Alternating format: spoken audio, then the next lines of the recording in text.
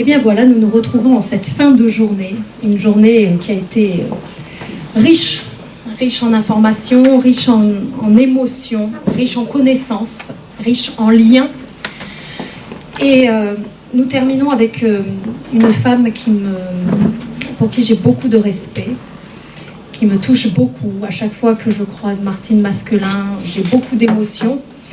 Elle a été mon professeur de chant il y a quelques années, vers Bordeaux, et elle m'a beaucoup appris en persévérance, en volonté, qui m'a aussi beaucoup manqué, mais elle m'a appris l'endurance également. Elle m'a appris à se surpasser, c'est-à-dire qu'on pense qu'on ne vaut que ça, que je ne peux faire que ça.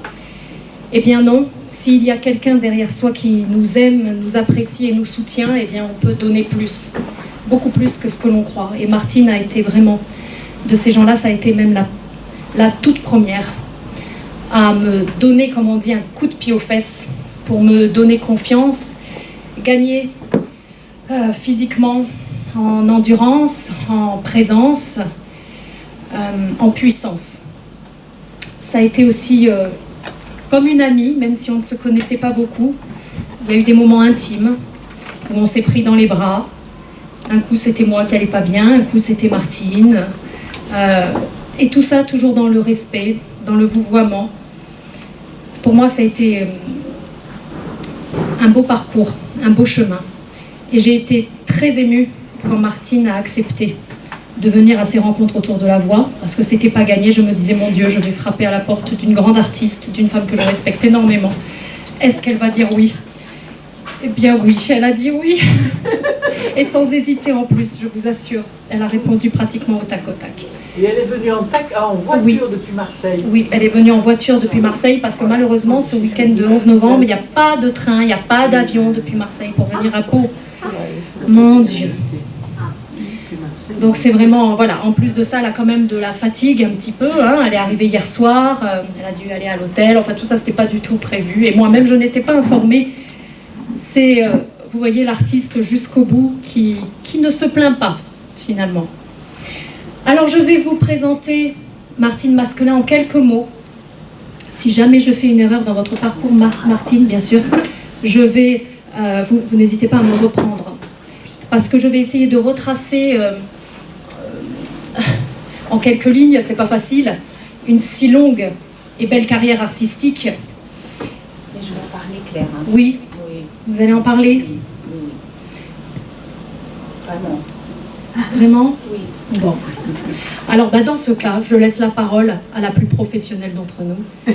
Martine Masquelin, vous pouvez vraiment l'applaudir.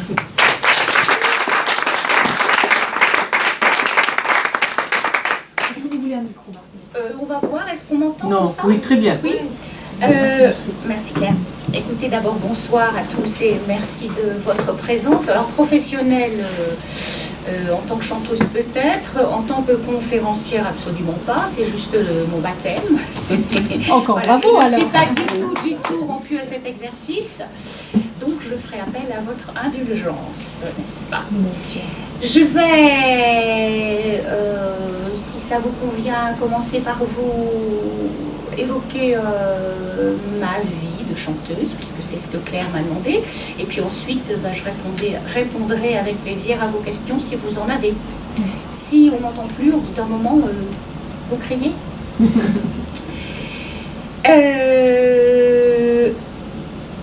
Il est vrai que dans les années 70, la jolie ville de Pau, puisqu'il s'agit de la jolie ville de Pau, était très ensommeillée au niveau culturel et théâtral.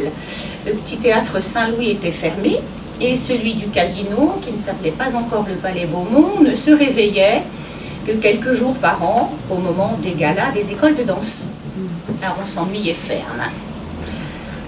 Ces galas de danse, combien d'années m'ont-ils maintenu en émoi, en vie? En effet, l'adolescente timide et mal dans sa peau que j'étais ne vivait que pour la danse et pour ces 2 cours hebdomadaires. Le reste n'était que perte de temps, car seul comptait beauté et absolu. À Louis Barthou, mon lycée, j'étais un peu en marge, beaucoup plus jeune que les autres dans ma classe. J'attendais avec impatience l'obtention du sacro-saint bac pour en finir avec ce système scolaire qui ne me convenait pas. Je vivais dans une peur permanente, peur de l'avenir bien sûr, mais surtout peur de ne plus pouvoir continuer la danse. J'avais choisi un bac littéraire avec option musique, car j'aimais la musique, pour la danse évidemment.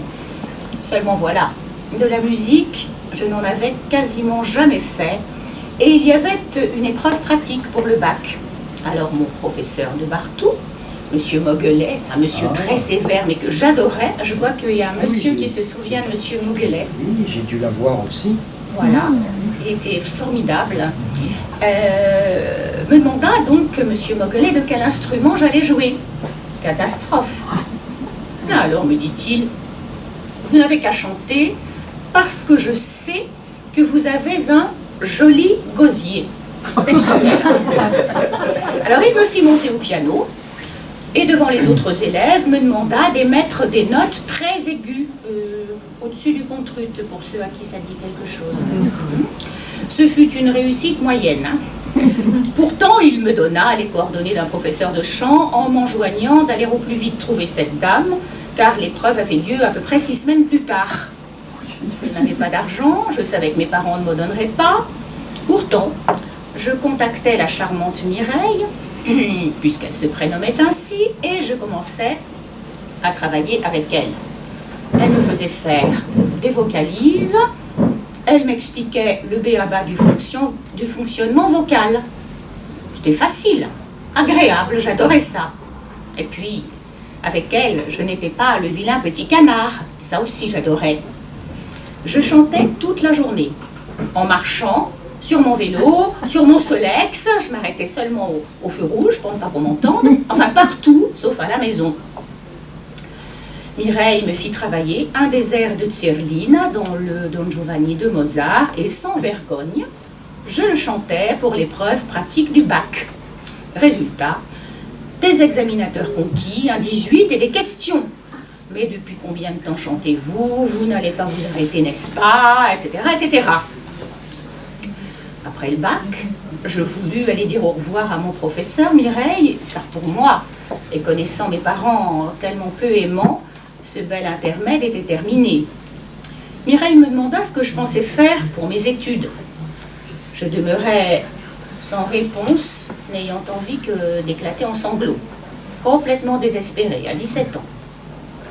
Alors, elle risqua, mais tu ne voudrais pas être chanteuse? Mais vous croyez que je peux? Je crois que oui. Alors je comptais jusqu'à 3 et je devins chanteuse, résolument, absolument. J'avais décidé. Je n'avais jamais entendu de chant classique, ni opéra, ni opérette, ni oratorio, rien, pas même d'enregistrement. Enfin si, pardon. J'avais entendu un disque d'opérette du couple Merkes-Merval, parent de mon ami Alain, qui je crois va bientôt venir parler avec vous. Et je m'amusais à les imiter en faisant les deux voix. Cependant, tout était contre moi, et en premier lieu mes parents. Mireille joua les bonnes fées, et contre mon avis, alla trouver mes parents pour évoquer mon avenir. Honteuse, j'attendis dans le jardin pendant qu'elle leur parlait. Il fallait les convaincre que la bonne à rien avait peut-être quelques possibilités dans le domaine artistique.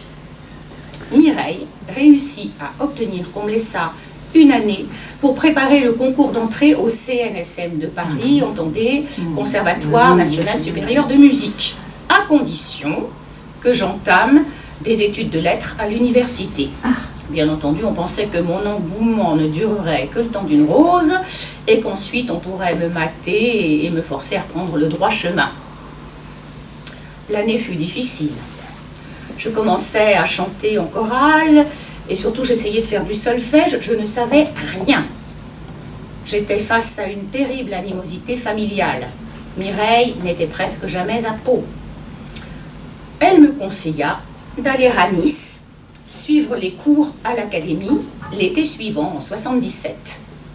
Je ne sais pas par quel miracle je réussis à m'y inscrire et c'est là que je fis une rencontre extraordinaire et déterminante en la personne de Madame Mady Mesplé. Mady était sublime, belle, malicieuse, exigeante. J'étais subjuguée. Je voulus lui parler. À la fin du stage, lui avouer mon projet fou de me présenter au Conservatoire de Paris. Elle ne se moqua pas. Non, elle sourit et me dit « Bon, alors, la voix, ça ne va pas du tout. Il faudra beaucoup prier sans solfège, mais la tête, ça va très bien. » Et comme ça, elle m'a dit. Alors, tu vas aller trouver de ma part Madame Andrea Guillot, qui est professeure au CNSM. C'est une amie. En septembre 77, armée d'une paire de bottes neuves et d'un imperméable kaki, je montais dans un train au départ de Pau, il y en avait ce jour-là, pour me préparer au concours d'entrée au Grand Conservatoire et aller d'abord rencontrer Andrea, la dame, car il fallait en quelque sorte faire sa cour. J'attendis longtemps dans le couloir, malgré la recommandation de Mady. Je fus reçue fraîchement par une dame que je trouvais très bizarre, une vraie chanteuse, quoi. C'est-à-dire pour moi, une extraterrestre.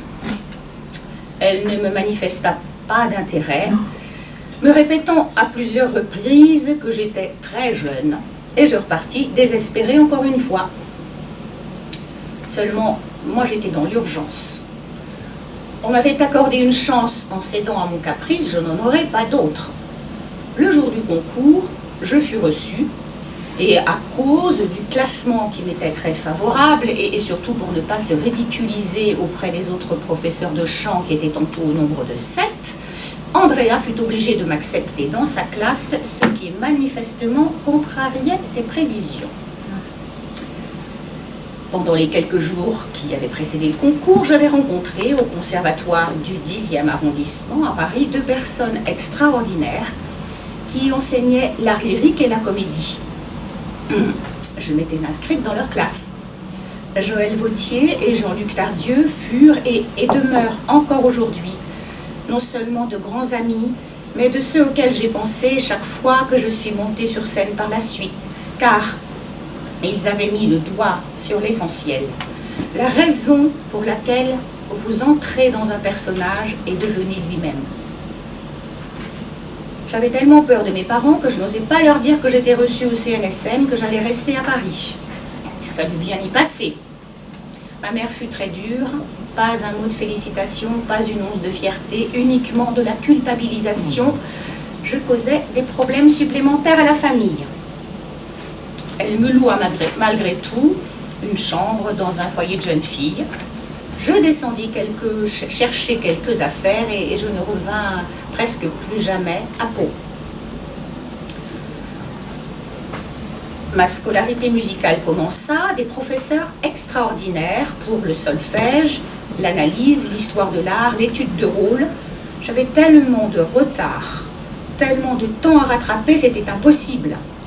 Et puis, j'étais une petite provinciale, rustique, pauvre, sans aucune culture artistique, sans relation, sans famille et très mal habillée. Je travaillais d'arrache-pied, si bien qu'en 2 ans, je fus capable de déchiffrer seule et je connaissais le minimum indispensable pour ne jamais avoir de problème face à un chef d'orchestre. Dans les couloirs du conservatoire, je croisais des personnages illustres. Régine Crespin, Olivier Messiaen, Maurice André, Alexandre Lagoya, Gabriel Taquino, Jacques Janssen, Christiane Edapierre, Gabriel Baquier, Camille Morane, Claire Motte. Parfois, on pouvait discuter avec eux, assister à des cours et faire du déchiffrage ou de la musique de chambre avec leurs étudiants. Moi, j'étais avide de tout. Mon professeur de chant ne me faisait presque jamais travailler, je ne l'intéressais pas. Avec Mady Mesplé, je développais une relation plutôt amicale. Je n'étais pas son élève, mais elle me conseillait sur du répertoire. Et elle me mettait en garde contre la malveillance qui règne en maîtresse sur tout ce petit monde du lyrique. Merci, ma chère Mady. Une fois par semaine, j'allais au conservatoire du 10e pour apprendre à jouer la comédie, chanter et parler. L'ambiance y était bon enfant, malgré la difficulté de l'apprentissage, je me sentais bien là-bas, comme en famille. Mon premier concert eut tout de même lieu à Pau, en l'église Saint-Martin, au printemps 78, le Tédéum de Marc-Antoine Charpentier. Alors j'avais eu très peur, mais j'avais adoré. J'avais 18 ans. Excusez-moi. Merci, ma petite Claire. C'est pas ma copine, hein, celle-là. Non, non, C'est pas la copine pas des notre chanteurs. copine. Non. Je m'entends, ça te gêne. À Paris, je commençais à me produire très souvent dans des églises ou des petites salles de concert, musique ancienne avec luth ou orgue, récital guitare-chant, musique contemporaine avec ondes Martenot et que sais-je encore. L'été, je chantais de multiples programmes au Festival Off à Avignon. En 80, je créai l'opéra pour enfants de Henri Sauguet, Tistou les pouces verts, d'après une nouvelle de Maurice Druon et dans une mise en scène de Jean-Luc Tardieu, mon professeur de comédie. Des mois d'animation dans les écoles, répétitions, spectacles, puis enregistrement discographique et télévision. À l'époque, il fallut me vieillir car je jouais la maman d'un petit garçon de 8 ans. Le maestro Sauguet assista à quelques répétitions. Il rajouta même quelques notes pour moi à sa partition pour que ce soit plus brillant. Il avait un esprit délicieux et me fit une belle dédicace qui disait à Madame Mère qui a eu 2000 enfants. Au pupitre de chef d'orchestre, Jean-Claude Pentier, Wackels. En 81, j'obtiens mon premier prix de chant au CNSM. Au jury, Jeanne Rode et Alain Vanzo, qui deviendra plus tard mon parrain de théâtre. Puis également en 81, mon premier prix d'opérette, dans le rôle de Ridis, dans Orphée aux Enfers d'Offenbach. Là, je commence à être contactée par des théâtres importants. 82, premier prix d'art lyrique, dans le rôle de Lucci à l'île à mer mort. En 82 aussi, le chef d'orchestre Jean-Claude Malgoire m'engage pour le rôle principal dans le Cerce de Handel. Là, je fais connaissance avec la gestique baroque, l'interprétation des récitatifs, l'art de l'ornementation. Le maestro Malgoire est passionnant. Et mes partenaires, contre-ténor Henri Ledroit et Daniel Delarue, grands spécialistes de la musique baroque, tellement talentueux et attentionnés pour moi. Leurs rixes vocales différentes chaque soir sont impressionnantes. On me sollicite également en 82 pour la création à Radio France du Requiem de Renaud Gagneux. La partie de soprano 1 est d'une effroyable difficulté, autant vocalement que musicalement. Le compositeur est désagréable et hostile, ce n'est pas moi qu'il voulait. Heureusement, le premier violon du philharmonique, qui a ressenti ma détresse, me fait des petits clins d'œil de temps en temps et vient une ou deux fois à mon secours pour me donner une note à l'aide d'un discret petit pitz. Bah oui. Très très dur quand on n'a pas l'oreille absolue et que tout le chœur et le philharmonique de Radio France vous observent. Durant l'été, je chante en version de concert à Montpellier le rôle de Gilda dans le Rigoletto de Verdi, aux côtés de l'extraordinaire baryton italien Matteo Manuguerra, qui fut entre autres le partenaire de Pavarotti et de John Sutherland dans leur mythique enregistrement de la Traviata. Expérience unique que l'arrivée en short de ce petit papy absolument génial, doté d'un charisme et d'une voix hors du commun.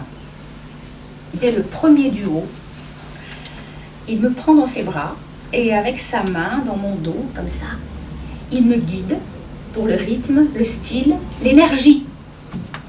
Il s'éloigne de moi avant les notes sur aigu et, comme dans un salut respectueux et bienveillant, me laisse toute la place. Un très grand. C'est là que je comprends que plus on a affaire à des grands, meilleur on est. Enfin, en 82, toujours, alors que j'avais rejoint Jean-Claude Pentier à Metz pour L'homme et son désir de Darius Milhaud, on m'appelle pour remplacer une collègue à l'Opéra de Montpellier dans l'Acmé. J'ai moins de 10 jours, je n'en sais pas la première note. Et puis, je ne suis même pas certaine du tout que ce rôle mythique soit pour moi. Et puis j'accepte cette folie. Je travaille jour et nuit. Mon chef de chant, Claudie Martinet, illustre personnage de l'Opéra de Paris, me fait travailler tous les jours. Je fais du par cœur jusque dans le métro. Car, comme l'affirme souvent Maddy, c'est qu'elle est bavarde, l'Acmé. Le jour fatidique de ma première répétition, je descends d'avion. J'arrive devant l'entrée des artistes à Montpellier. Et là, je tombe sur deux messieurs que j'entends dire « ça doit être elle ». Les deux messieurs n'étaient rien moins que l'immense baryton Ernest Blanc, un des seuls Français à avoir jamais chanté Wagner à Bayreuth, et son fils Jacques, qui conduisait l'ouvrage. On me guide vers la salle de répétition pour une musicale. Premier acte sans souci. Deuxième acte. Arrive l'air des clochettes et sa longue cadence a cappella. Je suis concentrée mais tendue. J'avais fait des millions d'exercices pour ne pas détonner, mais avec l'émotion, je pousse un peu et j'arrive royalement, un demi-ton trop haut, sur un contrefa flamboyant mais hors harmonie. Toute la distribution m'applaudit. Et le chef dit, alors excusez-moi, c'était un fa, mais putain, il était beau. Rigolade générale. Ernest Blanc, qui incarne mon papa, me confie très pudiquement toute son émotion. Mademoiselle, quand je vous vois, j'ai 30 ans. Les répétitions très intenses se déroulent à merveille. Le metteur en scène, qui est le directeur de l'Opéra de Nantes, est ravi. Cette petite de 23 ans, sortie du chapeau et qui semble être née sur scène, est formidable. Mais que mes années de danse classique et leur rigueur me sont une aide précieuse. Merci, chère Monique Malo, pour ceux qui l'ont connue aussi, pour tout ce que vous m'avez appris. Les spectacles font un triomphe. Je reçois des quantités de télégrammes d'encouragement émanant de grandes personnalités du lyrique. On m'inonde d'une 50aine de bouquets lancés sur scène. Je n'en reviens pas. Chanter, c'est trop bien. On me fait des compliments, j'ai des jolis costumes, tout le monde est aimable, et en plus on me donne des sous, c'est génial. Bon. Alors je suis vraiment chanteuse d'opéra, j'ai tenu un rôle de 3 heures particulièrement périlleux, ma nouvelle vie commence. Je cours les auditions, que je réussis rarement. C'est pas mon truc, les auditions. Je passe quelques concours internationaux, j'y récolte quelques prix, mais rien d'extraordinaire. Pas mon truc non plus, les concours. Les rôles s'enchaînent. Établir le planning est un casse-tête. On répète un ouvrage tout en apprenant le suivant ou même les 2 ou 3 suivants. Parfois, on termine le dimanche et on répète un nouveau rôle ailleurs le lundi. Il faut voyager, on n'a pas toujours le temps de passer chez soi, jeter sa valise. Quant à la voix, eh bien, elle n'a qu'à se taire et s'adapter automatiquement à tous les genres de vocalités. Dur, très, très, très dur. Lors de mes brefs passages à Paris, j'enregistre souvent pour la télé. Car Maddy, toujours aussi perfectionniste, me demande de la remplacer pour des airs qu'elle ne souhaite plus enregistrer. Et surtout, je cours travailler avec Claudie, mon chef de chant, celle entre les mains de laquelle sont passées toutes les notes que j'ai chantées sur scène pendant 35 ans. Et puis je repars. Après les répétitions, je marche à petits pas vers l'hôtel et je me retrouve seule.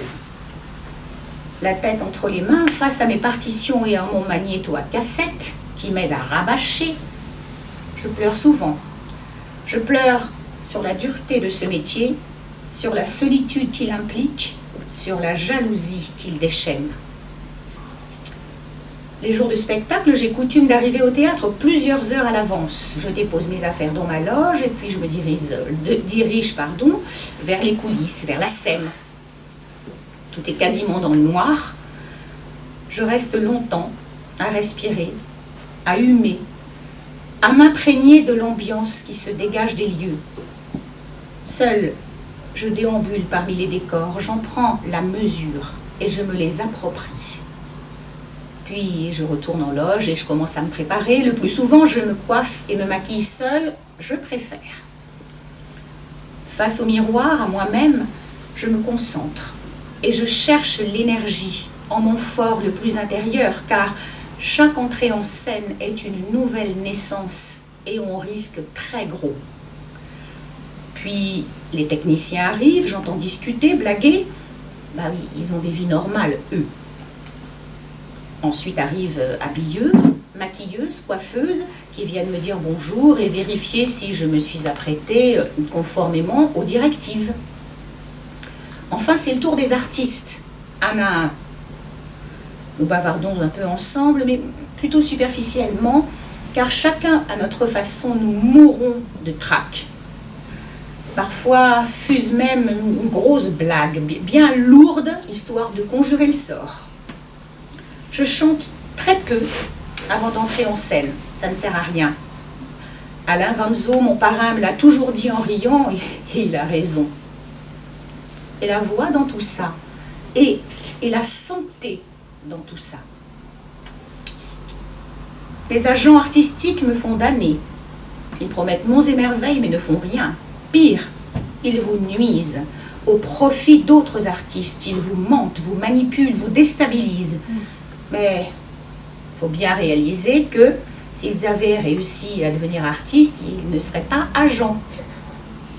Malheureusement, trop de directeurs incompétents se reposent entièrement sur eux pour composer leur distribution.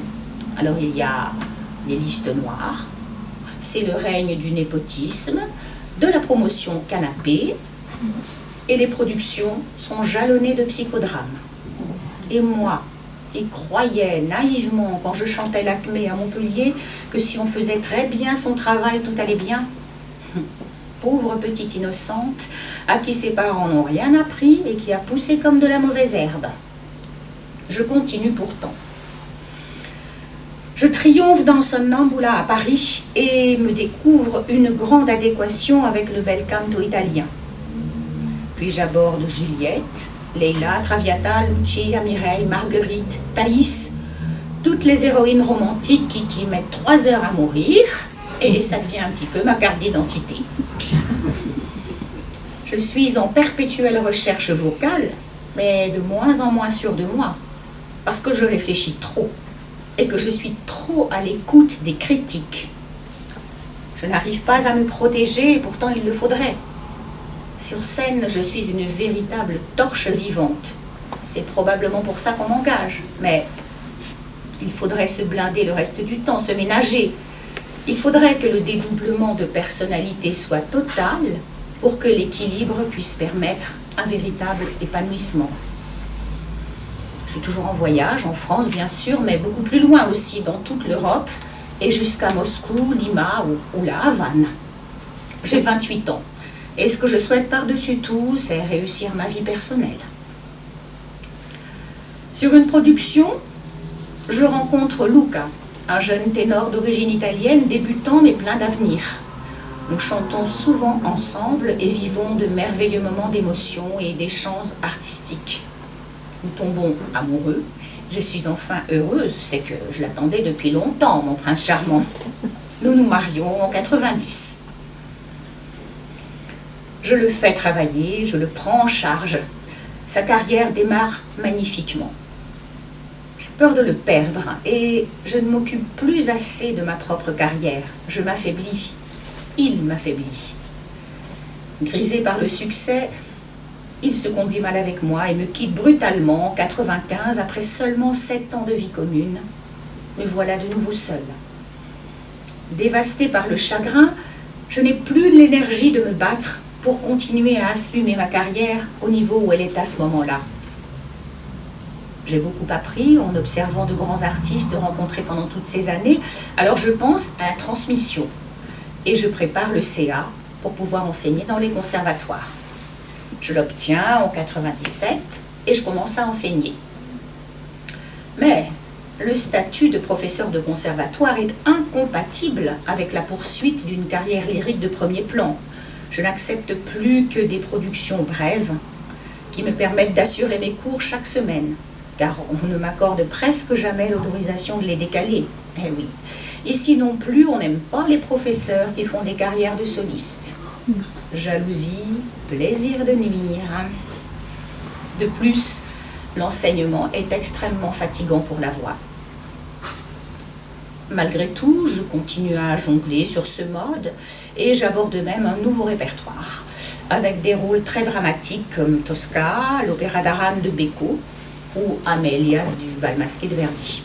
Je donne quelques récitals d'opéra ou de mélodie et accepte des opérettes classiques qui se répètent assez rapidement, comme par exemple La Veuve Joyeuse ou Le Pays du Sourire.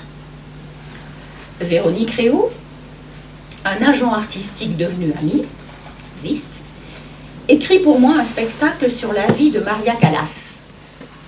Elle trouve que je lui ressemble un peu. Pierre Constant, célèbre metteur en scène, en assure la mise en espace et me donne la réplique avec une superbe élégance.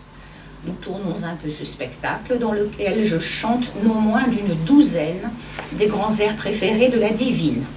Encore une douce folie. En 2021, ma carrière est terminée, bien sûr. Quand je me tourne vers le passé, je me dis que ce métier a été ma chance et m'a offert autant de bonheur incomparable que de terribles souffrances.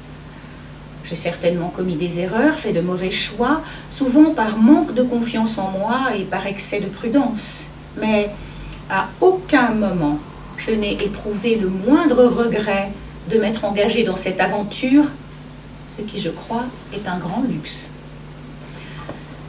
Je pense aussi à l'avenir du monde lyrique. De mon temps, il y avait moins de chanteurs, il y avait aussi encore moins de travail qu'aujourd'hui pour les artistes français. Par exemple, comme je le disais récemment à Claire, jamais de jeunes Français à l'Opéra de Paris, ni dans aucune autre grande maison lyrique française. Même les artistes en troupe, c'est-à-dire engagés à l'année, n'étaient plus programmés et dépérissaient. Un patronyme français sur une affiche, ça fait ringard. Je l'ai entendu. La réalité, c'est que pendant de nombreuses années, les employeurs furent dispensés de s'acquitter des charges sociales sur les salaires versés aux étrangers. Vous imaginez donc la véritable raison de leur choix. Notre pays est d'ailleurs encore aujourd'hui le seul à ne pas être soumis au quota qui exige partout ailleurs un pourcentage minimum d'artistes nationaux sur une production. Les Français résistaient donc rarement. Mais ceux qui se maintenaient étaient solides comme des rocs, des figures. Quand j'ai réfléchi combien de mes copains du conservatoire ont réussi à perdurer, bien peu. Au mieux, certains sont rentrés dans les chœurs, mais bon, ce n'est pas le même métier. Certains enseignent. Beaucoup ont totalement disparu. De nos jours, il y a pléthore de chanteurs en herbe. Mais les critères ont changé. Ce qui compte, c'est la communication. La première chose que font les jeunes avant d'étudier, c'est construire leur site internet. Il n'y a plus aucune rigueur et tout le monde chante n'importe quoi, n'importe comment. Plus de style, plus de phrasé, plus de ce divin legato qui est l'essence même de l'art vocal. On respire tous les deux mots, ou même au milieu des mots. Les voix sont blanches et impersonnelles. Mais peu importe, on est systématiquement sonorisé, ce qui permet d'ailleurs aux metteurs en scène de réaliser leurs fantasmes en plaçant les artistes dans des situations ubuesques. Les listes d'attente sont longues, alors lorsqu'on a bien pressurisé un artiste, on le jette comme un Kleenex et on en prend un autre. Des pions interchangeables sur un échiquier. Alors qu'est-il devenu, le miracle de la voix? Je veux dire, de la voix naturelle, celle qui reflète l'âme et sa profondeur, celle qui transcende et procure des émotions précieuses et intenses, celle qui s'exprime après une longue maturation, le contraire du superficiel, de l'artificiel, eh bien je crois qu'elle demeure et doit demeurer exceptionnelle, un trésor que chaque chanteur nourrit jour après jour et que personne n'a ni le droit ni la possibilité de lui ravir. Car sans l'avoir vécu, il est impossible de connaître ce que l'on ressent lorsqu'on maîtrise si bien sa voix qu'on peut jouer avec elle et donner vie au plus rude ou au plus subtil des sentiments. S'envolant alors vers le fond du théâtre par votre propre volonté, elle vous revient tel un écho, mais enrichie de toutes les sensibilités auxquelles elle a permis de vibrer.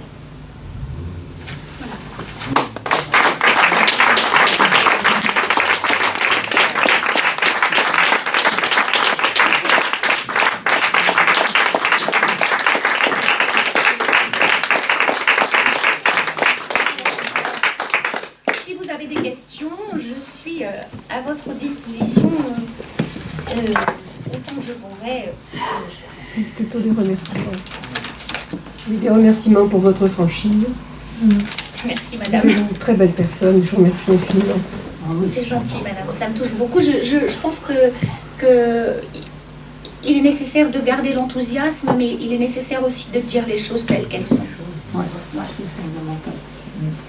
Ouais, depuis ce matin, dans les rencontres, c'est la sincérité qui est quand même... Ah oui, je suis très émue, je suis très touchée par ce qui a été dit. Il faut savoir que là, Martine Masquelin vous a vraiment ouvert une partie de son cœur. Hein, parce qu'elle ne parle pas de tout ça, Martine. Martine, c'est une femme professionnelle. Vous voyez, j'en ai la voix qui... Et comme toute professionnelle, eh bien, voilà, elle va se cacher. Ce sera l'image avant tout. Donc il faut qu'on ait conscience que c'est une chance aujourd'hui d'avoir reçu les paroles de Martine Masquelin qui nous dévoile une partie aussi de sa vie intime, le parcours d'une artiste si intense, si bouleversante. Est-ce que vous avez quelques questions, quelques remarques à faire ?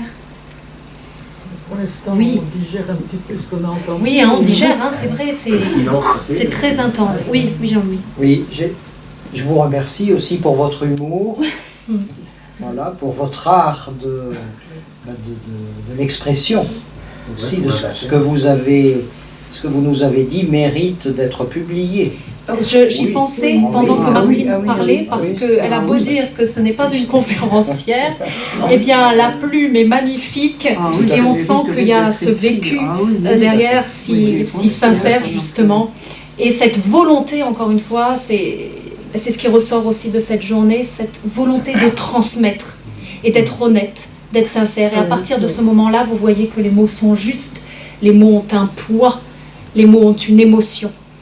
Voilà, on ne triche pas, et Martine n'a pas triché. Oui, Alors j'ai une question par rapport à votre passé de danseuse et le lien entre la danse et la voix. Pourquoi ? Parce que bon, je participe à des stages de chant aussi, et récemment notre maître de chant a introduit la danse pour chanter. Et je trouve que ça donne des résultats, même si je ne sais pas danser, je danse comme un manche. Et quand il faut avancer un pas à droite, à gauche et le rythmer avec la parole, ça ne va pas du tout. Mais il m'intéresse d'avoir votre point de vue sur cette pédagogie qui pourrait unir la danse et le chant que vous maîtrisez. Non, on ne maîtrise jamais, mais oui, la danse, c'est très important d'avoir fait de la danse pour une chanteuse, pour la résistance physique, pour la tenue du corps, pour les facilités que ça peut donner lorsqu'on a... voilà, moi j'ai eu la chance quand je suis montée sur scène au début, tout de suite balancée dans des grands rôles. Heureusement que je savais ce que c'était, que court jardin, des loges, des éclairages, des choses qu'il ne fallait pas faire, que je savais certaines choses, on ne pouvait pas se croiser de n'importe quelle façon sur scène et toutes ces choses-là, bien sûr, c'est important. Le plus important, ce que j'avais appris grâce à Monique Malo ici, c'est ce goût du travail à fond, de ne jamais tricher, ce goût de la rigueur et cet amour absolu de la beauté, cette recherche de la beauté. Voilà. Et ça, c'est exactement le même. Bon, c'est vrai, c'est plus difficile pour la danse que pour les chanteurs. Mais voilà, pour moi, c'est ça que ça a en commun. Voilà. Et puis on ne peut que remarquer le charisme de Martine Masquelin. Et donc quand elle arrive, bah, c'est vrai qu'on peut se demander est-ce que c'est une chanteuse ou une danseuse, parce qu'il y a un maintien, il y a ce maintien également, et cette noblesse, cette grâce, voilà, qui fait que ce soit dans la vie au quotidien comme sur scène, eh bien l'artiste va réussir aussi à communiquer des émotions, non pas que par sa voix, et tant mieux si la voix est là, mais aussi par sa beauté. Martine parle beaucoup de beauté, et ben la beauté c'est la voix, c'est le corps, c'est le regard. La beauté pour moi c'est une façon de vivre, c'est une recherche à chaque instant. On peut essayer de rechercher la beauté dans la moindre chose dans la journée, ça occupe. Voilà. D'autres remarques? Ma petite Eléa, toi tu es la plus jeune d'aujourd'hui. C'est une des... Léa chante, c'est une de vos élèves, Claire? Voilà, oui, c'est une des élèves de l'atelier lyrique. Et elle voulait absolument entendre aujourd'hui une chanteuse lyrique parler, sa carrière. Est-ce que ça t'a plu, ma petite Eléa? Oui. J'ai une question. Oui. Mais est-ce que c'était une passion pour toi, le chant, ou tu voulais en faire ton métier? À la base? À la base, je voulais être danseuse, moi. Mais danseuse, voilà, je n'aurais peut-être pas pu être danseuse parce que j'avais pas tout à fait la morphologie adéquate, hein, c'est vrai que c'est difficile, et puis parce que j'avais commencé la danse trop tard, si tu veux, voilà. Donc non, moi ce que je voulais c'était être danseuse, et justement j'étais très triste parce que je pensais que je n'allais pas y arriver. Alors tu comprends, quand j'ai commencé à faire du chant, je me suis dit, mais alors peut-être que je ne vais pas mourir si je réussis quand même à monter sur scène en faisant un petit peu autre chose, mais peut-être que j'ai rencontré quand même des danseurs dans les théâtres, et j'étais tout le temps fourrée avec les danseurs, moi, au théâtre. Je levais les pattes comme ça dans les coulisses avant de chanter. Je ne chantais pas, c'était grand battement. Voilà, j'amusais la galerie. Voilà, donc c'était pas ma passion quand j'avais ton âge, parce que je ne savais même pas que ça existait. Tu vois, j'ai commencé à chanter sans même savoir ce que c'était un opéra, une opérette. Tu sais, ici à Pau, autrefois, il n'y en avait pas. Tu comprends? Oui. Je ne sais pas s'il y en a tellement d'ailleurs maintenant. Hein. Il y a l'orchestre, il y a l'opéra. L'orchestre, mais l'opéra, il y en a, c'est ça, il y en a c'est pas. ça. Il faut monter une opéra. J'ai répondu à ta question, Léa? Oui. Ah, c'est bien ma puce. En fait, ce qui vous a mené à l'artiste que vous avez été et que vous êtes encore, c'est le bac. C'est le bac. C'est bien la seule utilité qu'il a eue. Et Monsieur Moguelet, parce que Monsieur Moguelet, c'est incroyable. Je ne sais pas comment il a pensé à ça. Si, parce qu'il nous avait fait faire du chanter un petit peu en chantant le nom des notes comme ça à l'école, au lycée. Puis alors, tout le monde s'étranglait. Puis moi, j'arrivais là-haut. Je disais sol, la, si bémol, mais en disant sol, la, si bémol. Alors déjà, il avait trouvé que... Oui. Et il avait trouvé que j'avais un joli gosier. Oui. Le gosier, c'est quoi? Le gosier. Le gosier, joli gosier. Alors, avant Monsieur Moguelet, il y a eu Monsieur Manevaux. Est-ce que vous l'avez connu? Monsieur Manevaux, il était prof à l'université, lui. Et voilà, il avait été prof au lycée aussi avant. Ah non, ça je ne l'avais pas eu. Une autre époque. J'ai eu un tout petit peu la fac, la malheureuse année de fac que j'ai faite, où il y a eu grève tout le temps, donc je ne suis pas allée beaucoup, chouette. J'ai transformé au bout de quelques semaines mes études de lettres en études de musicologie.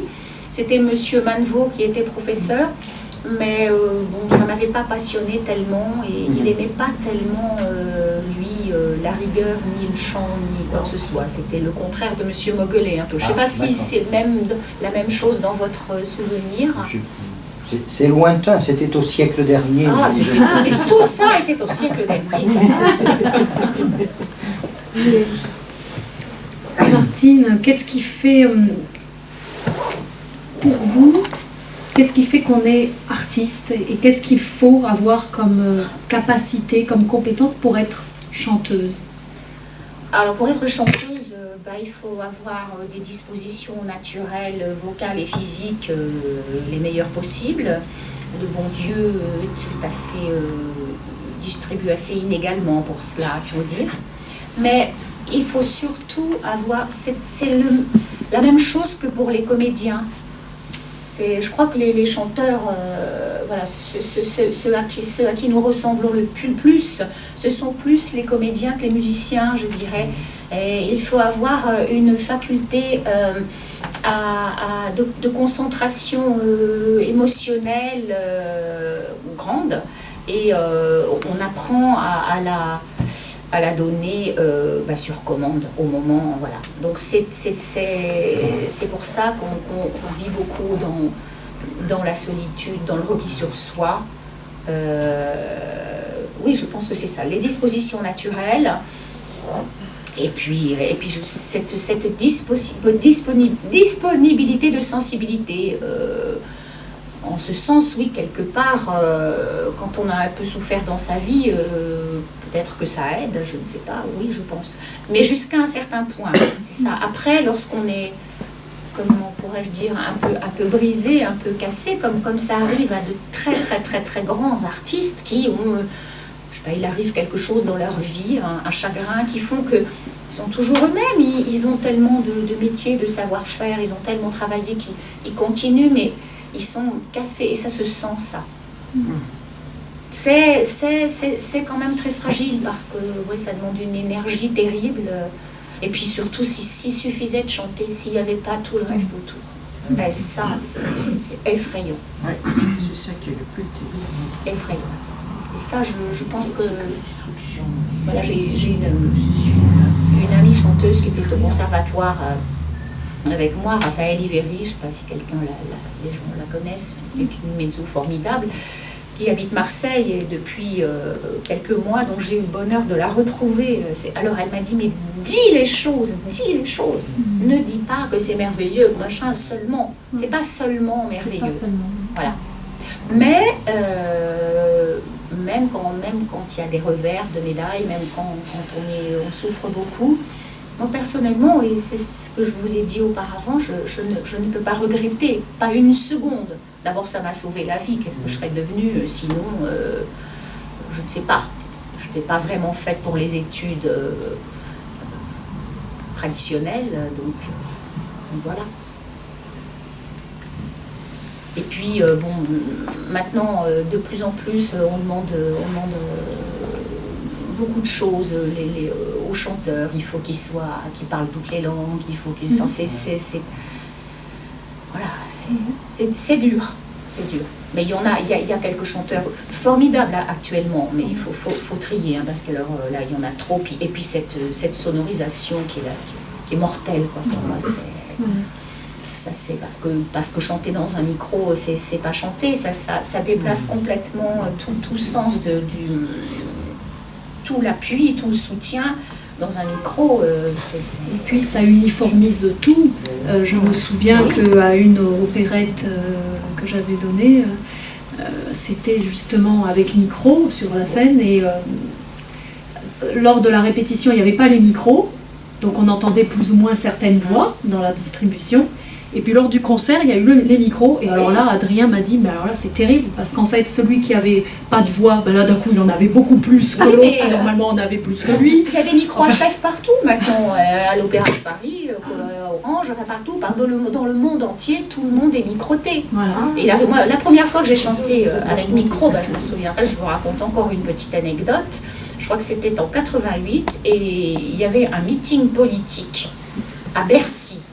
Bercy, tu vois, à Paris, Bercy, 12 000 personnes. Et je crois que c'était un mythique Chirac Bar. Je je crois. Et Jacques Martin, monsieur de la télé dont parlait Thierry tout à l'heure, me fait appeler par son épouse Cécilia, qui est devenue Cécilia Sarkozy après. Donc Cécilia m'appelle et me dit Jacques voudrait que vous alliez chanter pour le meeting politique la Marseillaise, gna gna gna gna gna gna gna gna. Donc je ne pouvais pas tellement refuser, donc j'y vais. Il y avait quand même l'orchestre, chef et tout ça, très bien. Il y avait une quantité de chanteurs de variété qui apportaient leur soutien à ce parti politique. Je ne pourrais pas les citer parce que je ne sais pas, mais enfin ils étaient que des gens très très très très connus. Et celle qui chapeautait tout ça m'avait dit bon alors mademoiselle, alors vous, qui chantait aussi d'ailleurs, qui est aussi très très connue, m'avait dit vous chantez le premier couplet, et puis le premier refrain, et puis après vous vous taisez, on le fait nous. Très bien. Alors allons-y, je chante, je n'avais pas tellement répété, je chante le premier couplet et je m'entends une voix de dingue. Et je chantais rien, je faisais rien. En fait, ils m'avaient mis les mêmes micros que ce qu'ils mettent pour les chanteurs de variété dans le fameux Bercy. Je ne savais plus, j'étais perdue. Mais le problème, ça c'est pour rire aussi, que sur Aux Armes Citoyens, ils se sont tous levés, les 12 000. J'ai fait comme ça. Et comme c'est grand, il y avait un décalage sonore.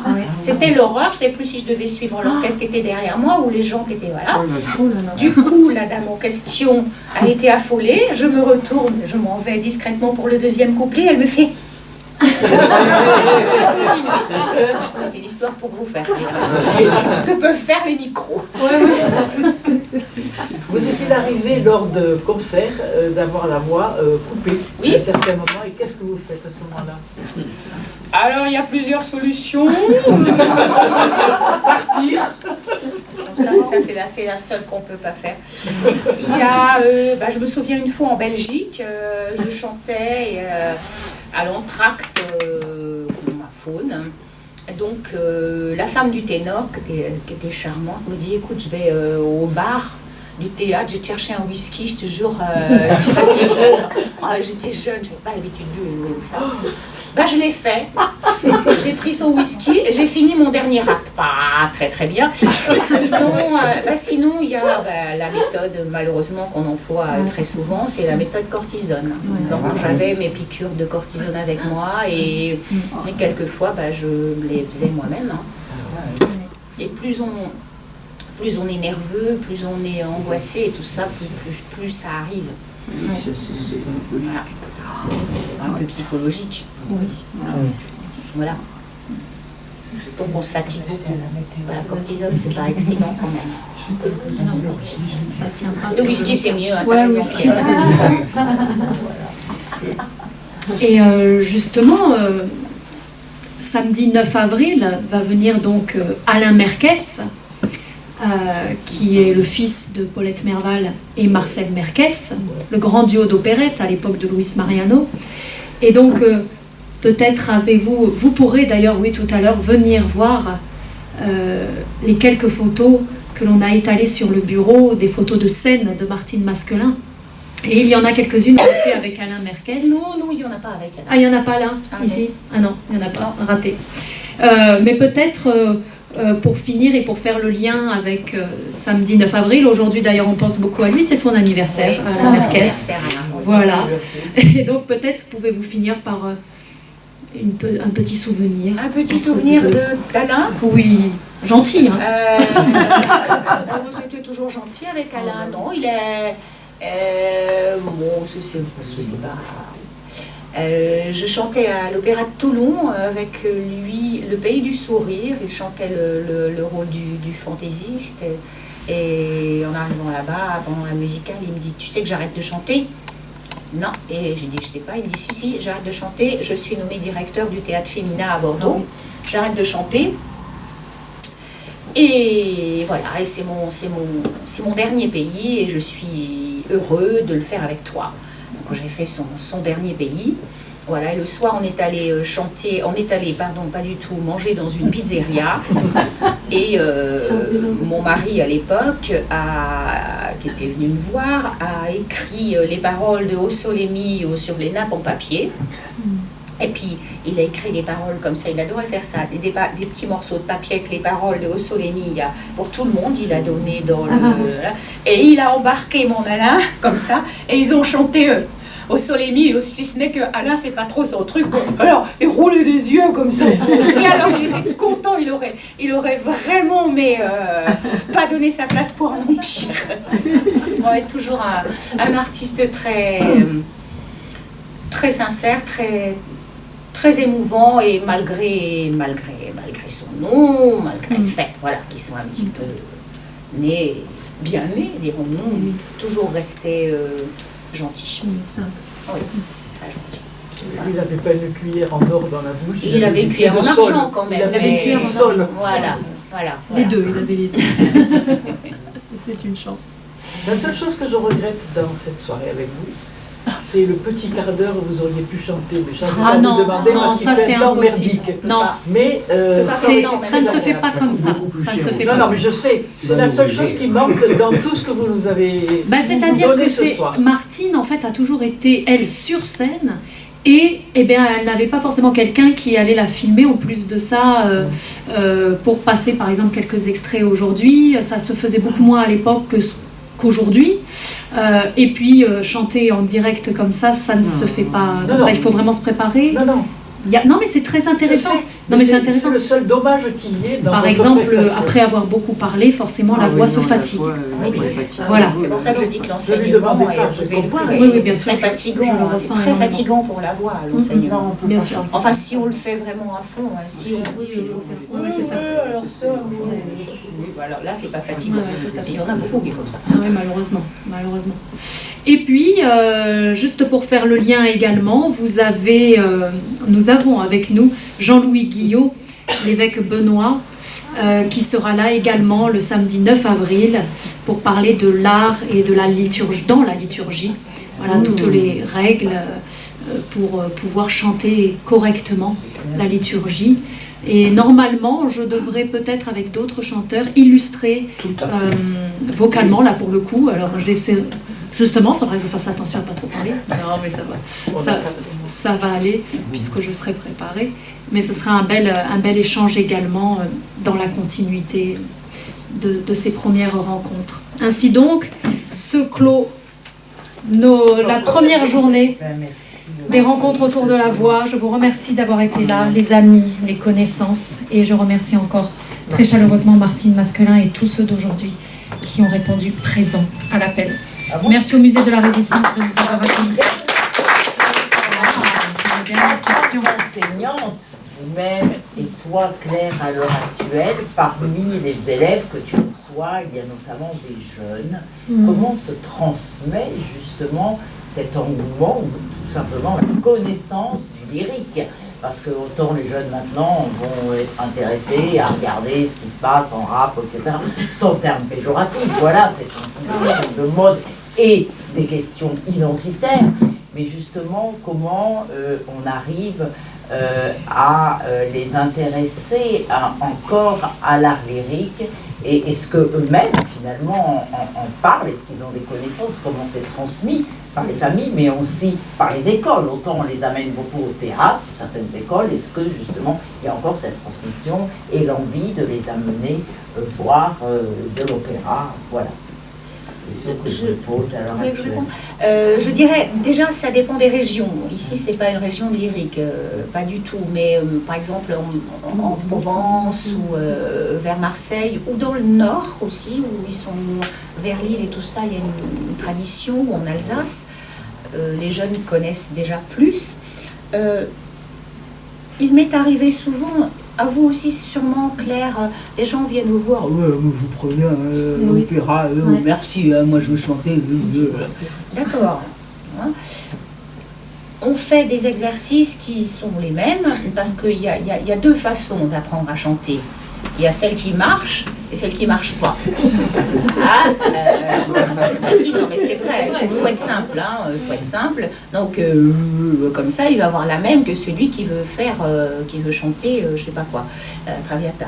Donc, et il est arrivé tout bêtement qu'en faisant quelques progrès, en faisant des exercices, la personne trouve du plaisir à s'écouter, à entendre les vibrations, et on leur dit oui, alors vous me chanterez une chanson, d'accord, vous m'apporterez une chanson quand vous la saurez bien par cœur, mais en attendant, je vais vous donner aussi une petite chose très, très simple, classique, une aria antica ou quelque chose comme ça, parce que vous verrez, mais si, j'y tiens beaucoup, et quelquefois, c'est comme ça que le goût arrive, qu'ils se prennent, parce que c'est ce que j'ai essayé de vous transmettre aussi, c'est une telle jouissance quand on y arrive, à peu près, de chanter vraiment que voilà, ça peut simplement. Et la culture opératique, eh bien,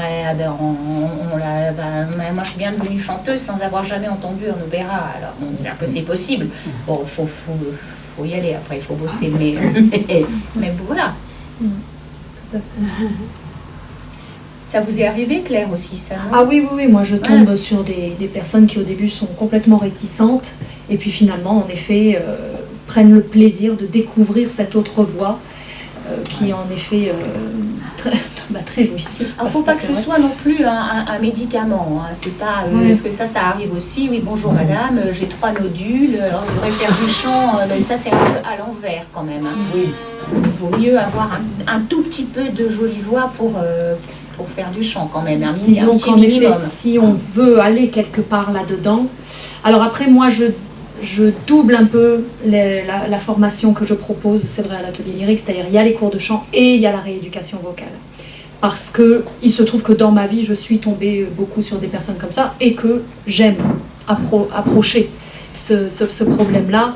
J'aime approcher le côté psychologique, émotionnel, le vécu, etc. Donc, mais ça, en effet, c'est quand même autre chose. C'est quand même autre chose. Quoique, moi, en chantant et à force d'avancer, je me suis dit que si j'avais fait un retour aussi sur moi, j'aurais peut-être compris des choses. Pourquoi ma voix ne voulait pas s'ouvrir à tel moment? Pourquoi j'ai bloqué à ce moment-là? Eh bien, j'aurais peut-être voulu parler.